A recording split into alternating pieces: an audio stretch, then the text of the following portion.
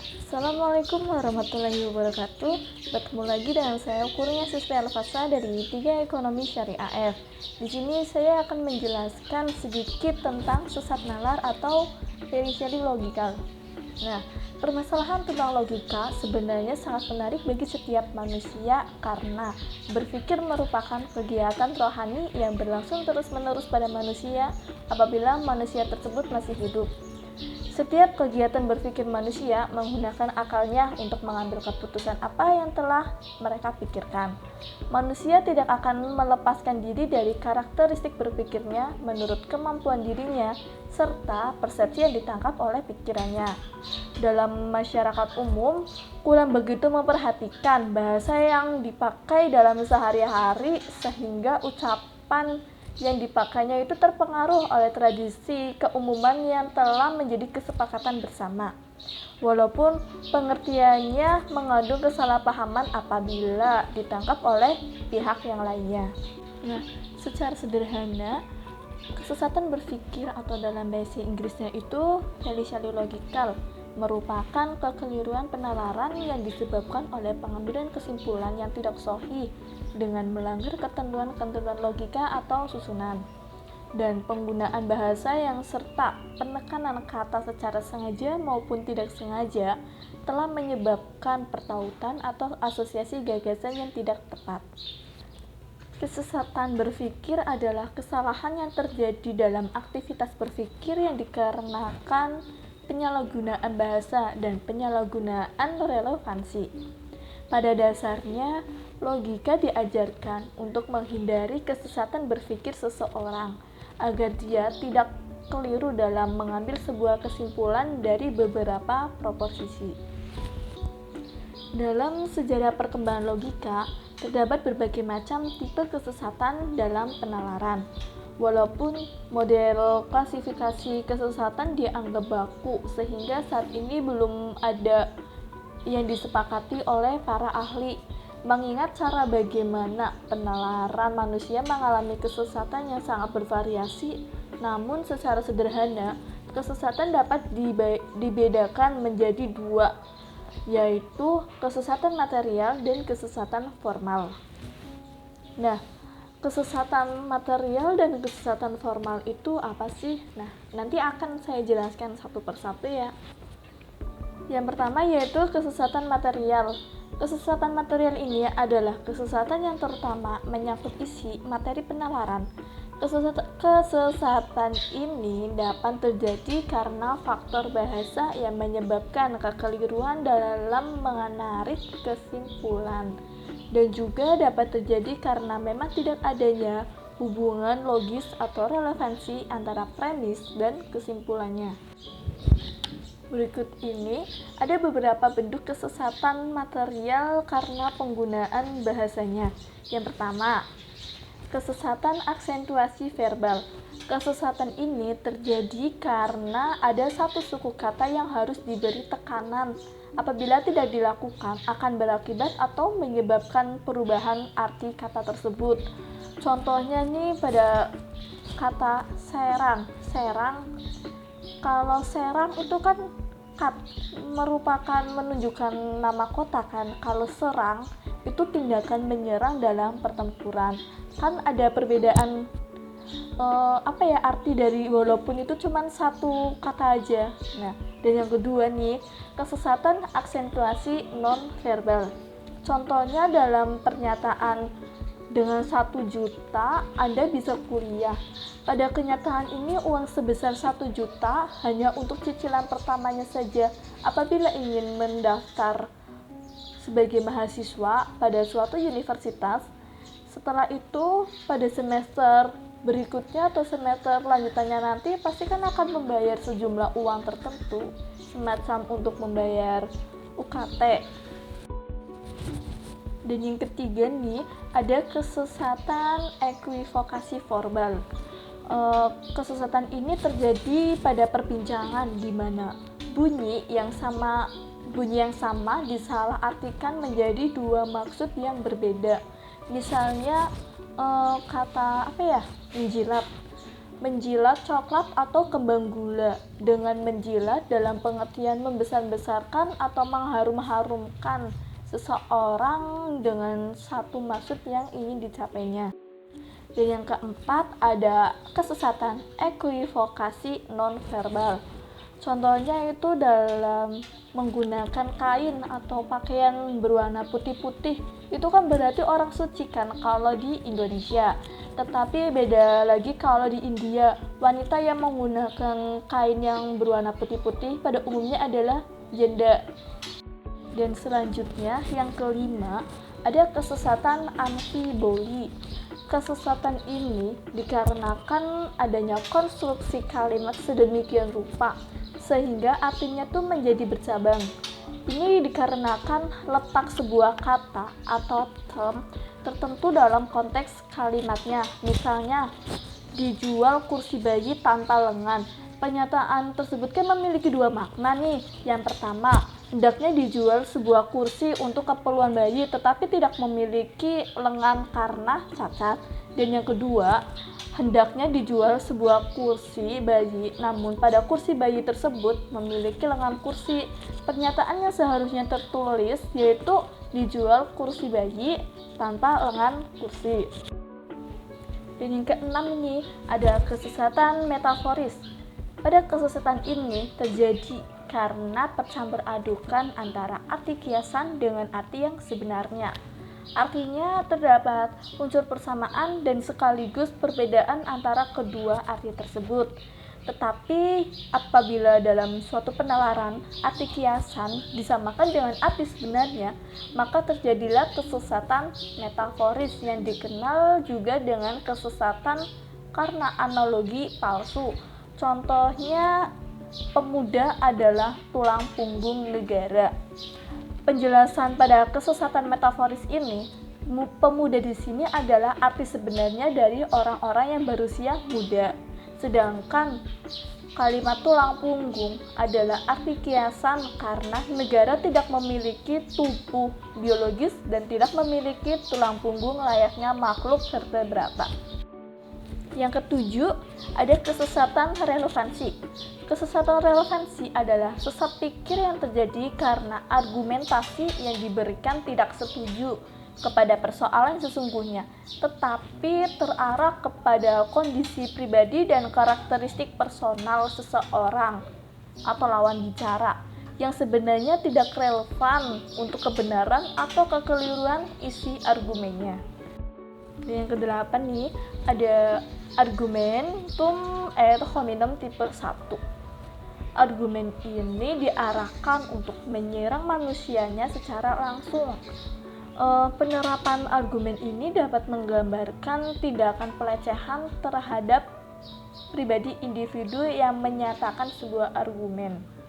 Hal ini keliru karena ukuran logika yang dihubungkannya itu dengan kondisi pribadi dan karakteristik personal seseorang yang sebenarnya tidak relevan untuk kebenaran atau kekeliruan isi argumennya. Contohnya tidak diminta mengganti bohlam atau bola lampu nih karena seseorang itu pendek.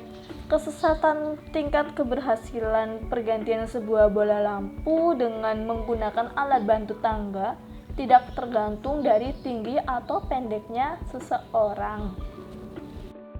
Dan yang kesembilan ada argumentum ad hominem tipe 2. Nah, berbeda dari argumentum tipe 1 nih.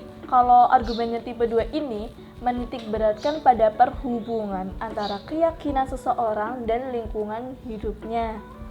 Pada umumnya, argumentum tipe 2 ini menunjukkan pola pikir yang diarahkan pada mengutamakan kepentingan pribadinya. Contohnya itu suka tidak suka, kepentingan kelompok bukan kelompok, dan hal-hal yang berkaitan dengan sara. Dan yang ke-10 nih ada argumentum ad baculum. Secara bahasa Latin baculus berarti tongkat atau pentungan. Nah, jadi argumentum ad baculum adalah argumen yang ancamannya itu mendesak orang untuk menerima suatu konklusi tertentu dengan alasan. Bahkan jika mereka menolaknya akan membawa akibat yang tidak diinginkan atau akan adanya bahaya gitu. Pada argumen ini banyak digunakan oleh orang tua nih agar anaknya tuh nurut apa yang orang tua tersebut perintahkan. Contohnya nih, orang tua itu menakutkan anak kecil bila tidak mau mandi nanti akan didatangi wewe gombel. Nah, sebagai alternatifnya kan orang tua mungkin dapat menggunakan dilema konstruksi sederhana agar anaknya itu mau mematuhi apa yang diperintahkannya. Dan yang ke-11 ada argumentum et misericordiam. Di sini adalah kesesatan pikir yang sengaja diarahkan untuk membangkitkan rasa belas kasihannya kepada lawan bicaranya dengan tujuan untuk memperoleh pengampunan atau keinginan. Contohnya pencurian motor yang beralasan bahwa ia miskin dan tidak bisa membeli sandang maupun pangannya. Nah, itu termasuk ke dalam argumentum et misericordiam, atau secara singkatnya tuh pengertiannya belas kasihan gitu. Dan yang ke-12 ada argumentum et populum. Di sini adalah argumen yang menilai bahwa sesuatu pernyataan adalah benar karena diamini oleh banyak orang. Contohnya, mana mungkin agama yang saya anut ini salah? Lihat saja jumlah pengikutnya paling banyak di muka bumi. Itu merupakan argumentum et populum yang berarti itu banyak rakyat atau banyak massa.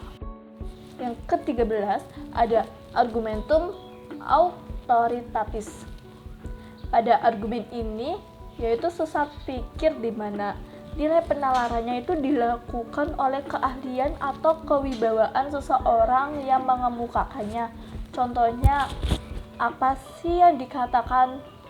yang dikatakan dokter itu kan pasti benar. Nah, itu merupakan argumen autoritatis karena memiliki kewibawaan atau keahlian yang dia punya. Nah, itu tadi merupakan beberapa bentuk dari kesesatan material. Kita masuk ke kategori yang kedua ya, yaitu kesesatan formal. Kesesatan formal adalah kesesatan yang dilakukan karena bentuk atau forma penalaran yang tidak tepat dan tidak sahih. Kesesatan ini terjadi karena pelanggaran terhadap prinsip-prinsip logika mengenai term dan proposisi dalam suatu argumen. Berikut ini ada macam-macam dari kesesatan formal. Nah, kesesatan formal yang pertama ada fallacy of four term atau kekeliruan karena menggunakan 4 term. Kekeliruan berpikir karena menggunakan 4 term dalam silogisme terjadi karena term pertengahan diartikan ganda, sedangkan harusnya terdiri dari 3 term. Contohnya itu semua perbuatan mengganggu orang lain diancam dengan hukuman. Nah, saya ulangi ya. Contohnya itu semua perbuatan yang mengganggu orang lain akan diancam dengan hukuman. Menjual barang di bawah harga tetangganya adalah mengganggu kepentingan orang lain. Jadi menjual harga di bawah tetangganya itu diancam dengan hukuman. Dan macam yang kedua ada fallacy of illicit process atau kekeliruan karena proses tidak benar. Kekeliruan berpikir karena term premis tidak mencakup tapi dalam konklusi mencakupnya. Contohnya itu seperti kuda adalah binatang, sapi bukan kuda. Jadi yang dia maksud itu bukan binatang.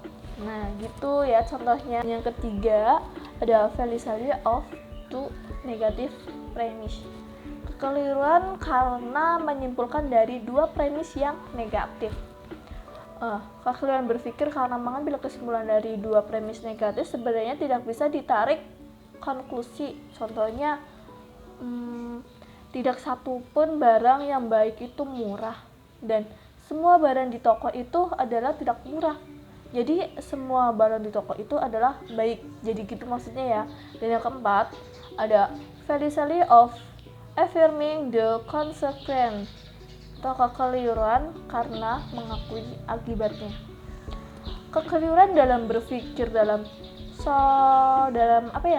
silogisme hipotetika karena membenarkan akibat kemudian membenarkan sebabnya. Contohnya, bila pecah perang, harga barang-barang pasti naik. Sekarang harga barang naik, jadi perang telah pecah. Gitu sih contohnya. Dan yang kelima, ada fallacy of denying antecedents, atau kekeliruan karena menolak sebab. Kekeliruan berpikir ini dalam silogisme hipotetika karena mengingkari sebab, kemudian disimpulkan bahwa akibat juga tidak terlaksana. Nah, contohnya itu, bila datang elang, maka ayam berlarian.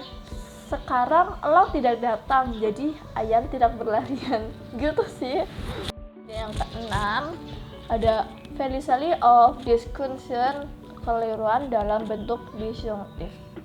Nah, kekeliruan berpikir ini terjadi dalam silogisme disjunktif karena mengingkari alternatif yang pertama, kemudian membenarkan alternatif yang lainnya. Contohnya, dari menulis cerita atau pergi ke Surabaya, dia tidak pergi ke Surabaya, jadi dia tentu menulis cerita kan. Dan yang ketujuh atau yang terakhir dari macam-macam kesesatan formal itu ada fallacy of inconsistency, atau kekeliruan karena tidak konsisten. Kekeliruan berpikir karena tidak runtuhnya pertanyaan yang satu dengan pertanyaan yang diakui sebelumnya. Contohnya itu, Tuhan adalah Maha Kuasa, karena itu Ia bisa menciptakan Tuhan yang lain yang lebih kuasa dari Dia. Nah, mungkin itu saja yang dapat saya jelaskan tentang apa itu sih sesat nalar. Semoga kita dapat menghindari sesat pikir karena kekeliruan dalam bernalar yang disebabkan oleh pemaksaan prinsip logika. Mari kita gunakan akal sehat untuk berpikir sehingga menghasilkan pikiran yang sehat, pikiran yang benar, bukan sesat pikir yang dibawa oleh orang yang emosi dalam berpikirnya, yang menyalahi kaidah-kaidah dalam berpikir. Nah, itu saja yang saya jelaskan. Apabila banyak kata-kata yang tipe-tipe gitu, tolong dimaafkan ya. Sekian dari saya. Wassalamualaikum warahmatullahi wabarakatuh.